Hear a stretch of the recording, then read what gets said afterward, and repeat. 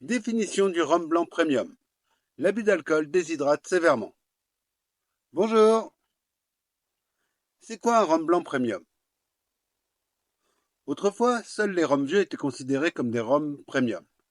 Et encore, pas tous les rhums vieux, seulement ceux agréables à boire secs. Mais cela ne suffit pas à définir le rhum premium, car une question de goût personnel ne peut être une suggestion opposable. D'ailleurs, depuis assez longtemps, des personnes trouvent les rhums blancs entrée de gamme agréables à boire secs. Ils ajoutent que suivi d'un verre d'eau pour éteindre le feu, on peut l'apprécier ainsi toute sa vie. Les Écossais consommateurs de whisky donnent le même conseil pour leur eau de vie de prédilection. C'est une réalité, l'alcool déshydrate, les spiritueux encore plus violemment. Le prix de la bouteille ne rend pas le rhum premium. Il ne suffit pas d'ajouter un zéro sur l'étiquette pour que le nectar à l'intérieur soit meilleur. Agréable à déguster, ou plutôt intéressant à analyser, est à mon avis le véritable critère qui définit le rhum blanc premium. L'analyse sensorielle permet d'exposer des paramètres débattables. La complexité est importante. Un rhum blanc premium contient au moins 3 familles aromatiques. Généralement, ce sont végétales, fruitées et épicées. Le sucre en aromatique est une épice. Si d'autres se substituent ou s'ajoutent, c'est un plus. L'originalité attise la curiosité. Un arôme de qualité est facilement identifiable et particulièrement agréable. L'intensité de ces aromatiques sera aussi importante si elles sont à peine perceptibles. Qu'en penser? Sont-elles considérables?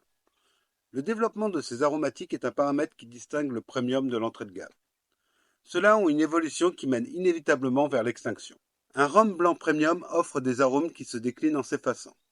Il laisse la place à d'autres plus subtils, d'autres encore, en persistant, offrent un rythme.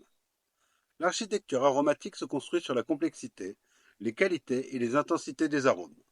Le rhum blanc premium doit avoir une texture agréable. Nous devons désirer la gorgée suivante.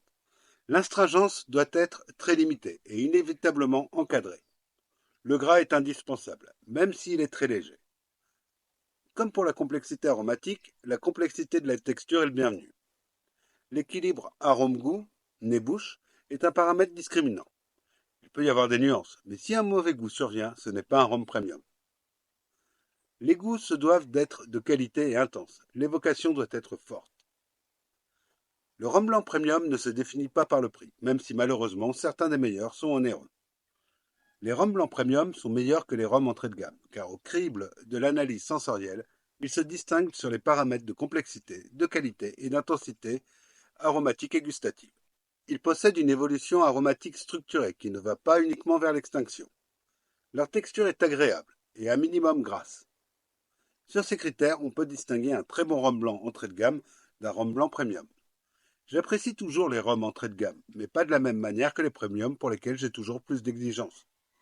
Pour le moment, je n'ai pas trouvé d'autres observations pour déterminer ce qu'est un rhum blanc premium. Et les seuls que j'ai pu rencontrer sont des rhums agricoles ou au moins pur jus de canne. Gloire et louange au rhum de la Guadeloupe. Au revoir et à la prochaine j'espère.